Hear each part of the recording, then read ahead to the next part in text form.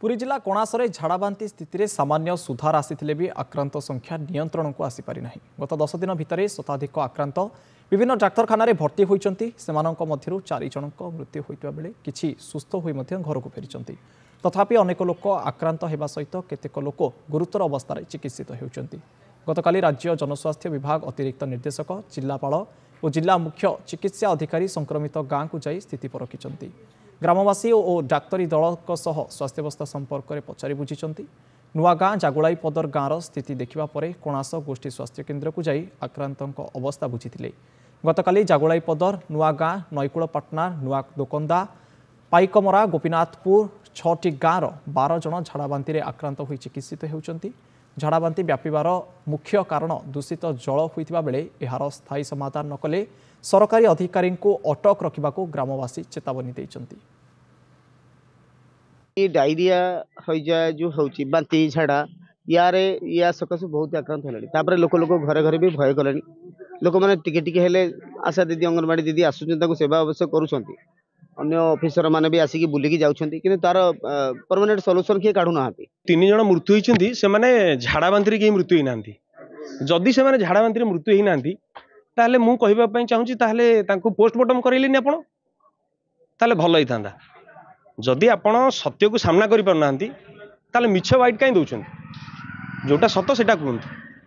तेनुकुरी एभली कही सारा आम गाँ प्रति बहुत अपमानित करिसेंती। झाड़ाबांतिर मुख्य हूँ गंगा नालू जो पानी आसिक मिश्रण होची नदी में तेणु से तार फल या स्वरूप या बहुत दिन आंदोलन कले कलेक्टर को मेमोरेंडम दे सबू देर समस्त विफल होची। तेणु आपण मैंने जहाँ विचार कर मीडिया अवस्था अच्छा आपण मैंने तो आज आंदोलन नुह ये बहुत दिन आंदोलन थिला बेले कलेक्टर जानूले यही अवस्था सृष्टि होची।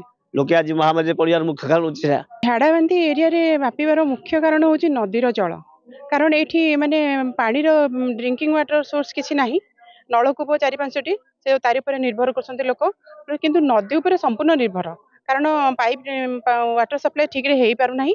तेणुक नदी जल बहुत मात्रा दूषित हो दया नदीर जल जहाँफल कि से स्नान करने रोषे करने पानीय जल व्यवहार करने सबु प्रकार से बर्तमान एत दूषित हो जाए माने ये आखपाखर पूरा 8-10 खंडी गाँ पूरा व्यापी जाइए।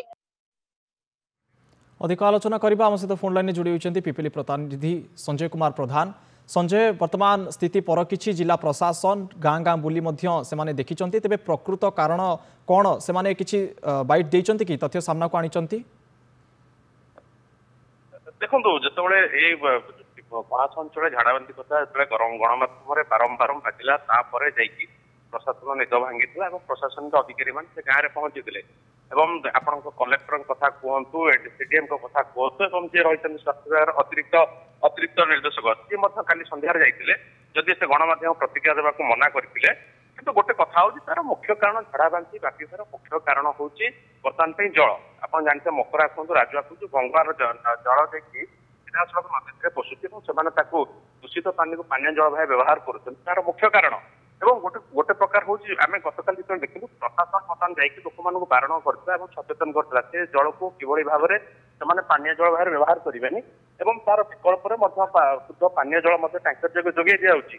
किंतु आम देखिलु जो आपन कथा कहते जो नाली फिता बंधा जाता रेड जोन अलर्ट कराई बाउंस धड़ा बंधा आप विजुअल माध्यम दृश्य देखिथे कि लोक बर्तमान सचेतन नहांती।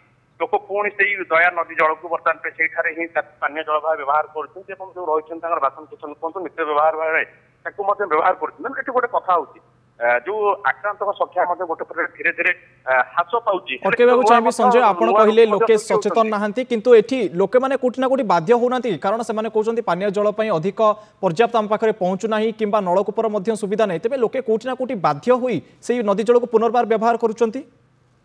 निहती भाव में कथा कहूँ लोकंर सामान अभियोग जेहेतु आवश्यक जानते रोग बर्तमान धीरे धीरे व्यापार लगी प्रत्येक दिन गोटे पर गोटे गाँव को झाड़ाबांति व्यापार लगी जी पानी दिहला प्रथम से पर्याय पानी दिहला धीरे धीरे प्रशासन बढ़ाऊँ तेणुक लोक पानीय जल बर्तमान नलकूप से जी लोक संख्या रही जदि लोक भी सामान अभियोग करते प्रशासन आमको सचेतन करण कर संपूर्ण पानी को व्यवहार करूँ दया नदी तार विकल्प कहीं तेणुक से कौटी बाध्य होती बाध्य होकर नल को बर्तमान व्यवहार करुँच ଯାହା ରହିଥିଲା ଯେତେବେଳେ ପରିସ୍ଥିତି ଦେଖୁଥିଲେ ଆମେ ଦେଖୁଥିଲୁ କିଛି ଲୋକ ସୁସ୍ଥ ହେବା ପରେ ଗତକାଲି ମଧ୍ୟ ଦେଖୁଥିଲୁ ଏବଂ ଆଜି ମଧ୍ୟ ଧୀରେ ଧୀରେ ନୂଆ ଆକ୍ରାନ୍ତ ସଂଖ୍ୟା ମଧ୍ୟ ବୃଦ୍ଧି ପାଇବାରେ ଲାଗିଛି ଯାହା ଫଳରେ ବିଭିନ୍ନ ରୋଗ ବୈରାଗ ଲାଗିଛି ଏବଂ ଡାକ୍ତର ଟିମ୍ ବର୍ତ୍ତମାନ ରହିଛନ୍ତି। संजय आक्रांतों संख्या वर्तमान वृद्धि पाइबार लगी कमिबा बल बरम वृद्धि पाउछि आक्रांतों संख्या एवं लोके कोठा कोठी बाध्य होई से दूषित पानी को व्यवहार कर। बहुत बहुत धन्यवाद संजय आपनकर तमाम सूचना पाई।